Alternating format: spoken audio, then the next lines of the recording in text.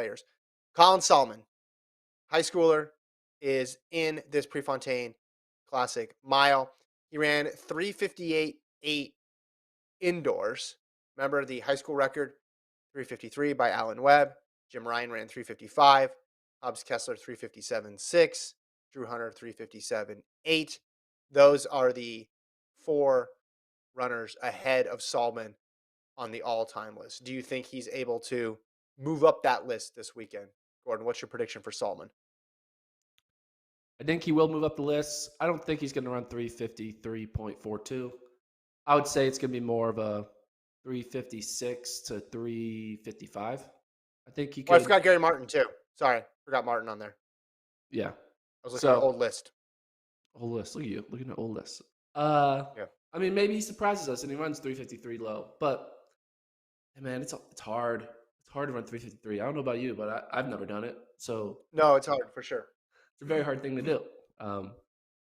All joking aside, I think it's just always safer to predict not the record than the record. I mean, he ran 339 in a 1500. That's pretty good. I mean, what does a 339.59 convert to? It's like a Let's do that math 356. really quick. 339.59 times 0.108. It converts to a 357. So for him to knock off 4 seconds will be very impressive. So I think he's going to be more of 356, 355. So you're putting him. That's where I think he's gonna. I think he's gonna end up third all time. I think he's Yeah. gonna be behind Webb and Ryan, but I think I put him ahead of that next group. So Martin was what 3:57.9. So you think he's gonna be quicker than Martin, but slower than Yeah. Jim Ryan? Yeah. Okay. I saw that Gary Martin and Salman are running at the Brooks PR Invitational, but they're not running in the same race. So we could have Ooh, Gary Martin and Colin Salman never race each other. It'd be kind of wild. just go back and forth with Mile PBs. Yeah. He's never been in a race like this before. Now, most people have never been in a race like this before, except for about 15 dudes in the world. So, what's that competition going to is it going to be helpful or is it going to be counterproductive?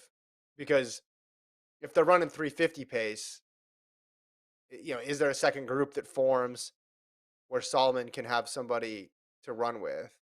I remember when Verzbikas ran that record in the 2 mile at Pre, and he was just kind of like hanging on towards the back. That's really tough.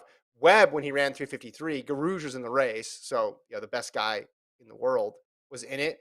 But Webb running 353 was in the mix. And he benefited from that. He benefited from being still in the race. If Salmon's running 56, 57, and these guys are running 50, it'll be interesting to see, are there people he can chase? Maybe some people will go backwards off the pack. Maybe he'll just be like, this is amazing. To be able to have this opportunity to run with these guys. I mean, the advantage is he hasn't run the traditional high school schedule. Yeah.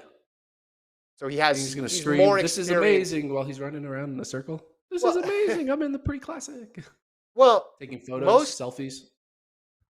I mean, he's the most seasoned high school distance runner we've ever had, correct? In terms of competition against pros. I mean, Yeah. I mean, I guess you could say like Kane and stuff like that. But like yeah. of somebody who hasn't like made a world team yet, he's running a lot of high level meets. Yeah. Not that many, but yeah.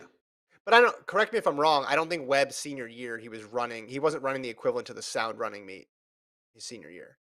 He ran No. Well, those Arcadia. meets didn't He ran exist. Yeah. well, right, but he didn't. I mean, I just think Solomon and all these high schoolers now have just more access to high level competition. So you're saying, and I'm saying, number three all time. You're going 56, Yeah. 57. Which is incredible.